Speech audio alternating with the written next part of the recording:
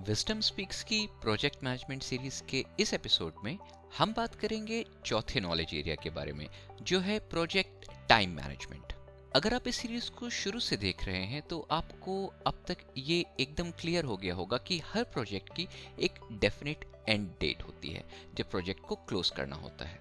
अब इस and date पर वाकई में प्रोजेक्ट ऑफिशियली क्लोज हो, इसके लिए बहुत ज़रूरी है कि सारा काम एक शेड्यूल के हिसाब से किया जाए।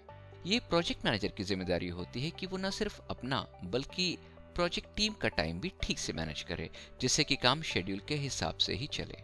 किसी भी प्रोजेक्ट के टास्क्स और एक्टिविटीज को पूरा करने में जो वक्त लगता है और इन टास्क्स और एक्टिविटीज के पूरा होने से जो प्रोग्रेस होती है, इन दोनों चीजों को मैनेज कैसे किया जाए, ये हमें प्रोजेक्ट टाइम मैनेजमेंट का नॉलेज एरिया सिखाता है। प्रोजेक्ट टाइम मैनेजमेंट में 7 प्रोसेसेस होते हैं। आइए इनके बारे में एक एक करके जानते हैं। प्लान शेड्यूल मैनेजमेंट पहला प्रोसेस है। प्लान शेड्यूल मैनेजमेंट ये तय करता है कि आप प्रोजेक्ट शेड्यूल को मैनेज कैसे करेंगे। इस प्लानिंग में ये डिसाइड किया जाता है कि आप प्रोजेक्ट ट्रैकिंग के लिए कौन सा सॉफ्टवेयर या टूल यूज करेंगे, सॉफ्टवेयर के ऑल राउंड ऑपरेशन के लिए कौन रिस्पॉन्सिबल होगा, शेड्यूल को कितने समय के अंतराल पर रेगुलरली रिव्यू किया जाएगा और आप कैसे कंट्रोल करेंगे कि प्रोजेक्ट टीम का हर मेंबर शेड्यूल के हिसाब से ही काम करे। डिफाइन एक्टिविटीज अगला प्रोसेस है डिफाइन एक्टिविटीज, जिसमें प्रोजेक्ट की प्रॉपर शेड्यूलिंग के लिए ये जरूरी है कि पता रहे कि कौन कौन सी एक्टिविटीज हमें किस सीक्वेंस में करनी है। ये जानने के लिए प्रोजेक्ट का WBS यानी कि वर्क ब्रेकडाउन स्ट्रक्चर यूज किया जाता है। WBS एक हायरार्कियल ट्री की तरह होता है, जो कि प्रोजेक्ट की आउटलाइन से शुरू होता है और उसे छोटे छोटे ज्यादा मैनेजेबल पोर्शंस में ब्रेक करता है। कई बार इन छोटे पोर्शंस की एक्टिविटीज या टास्क्स को प्रोजेक्ट टीम के मेंबर्स इंडिपेंडेंटली लेकिन एक ही टाइमलाइन पर पूरा कर सकते हैं, जिससे प्रोजेक्ट को सही टाइम पर खत्म करने में मदद मिलती है। एग्जाम्पल के लिए किसी बिल्डिंग प्रोजेक्ट में शायद इलेक्ट्रिक फिटिंग, प्लम्बिंग और लैंडस्केपिंग का काम एक साथ किया जा सकता है।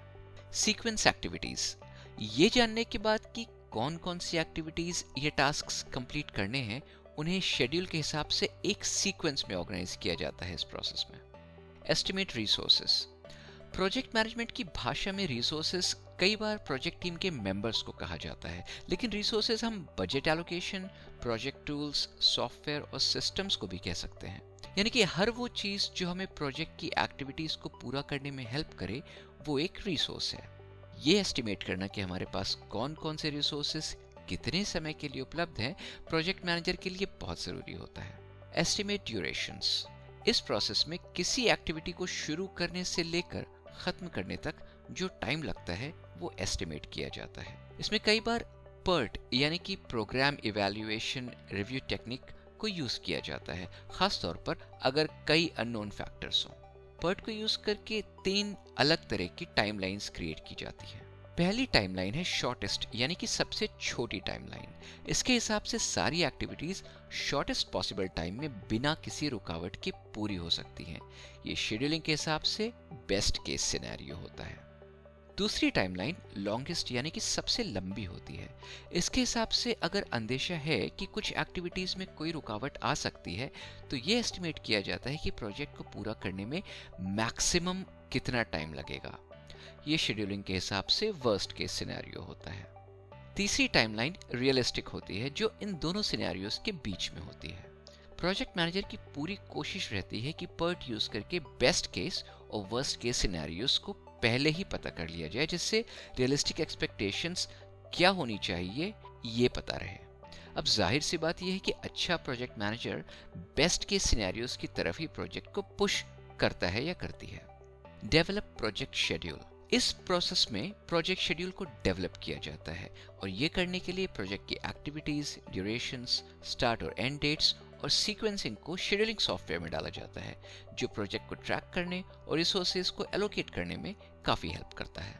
कंट्रोल द शेड्यूल अब प्रोजेक्ट का शेड्यूल बनाना ही काफी नहीं होता। एक बार शेड्यूल बन जाए तो उसे इस प्रोसेस के हिसाब से मॉनिटर और कंट्रोल करना भी बहुत ज़रूरी होता है। इसलिए शेड्यूल को सामने रख के प्रोजेक्ट की प्रोसेस को रेगुलरली रिव्यू और अपडेट किया जाता है, जिससे हमें रियल टाइम में ये पता चलता रहे कि कोई टास्क या एक्टिविटी लेट तो नहीं चल रही है।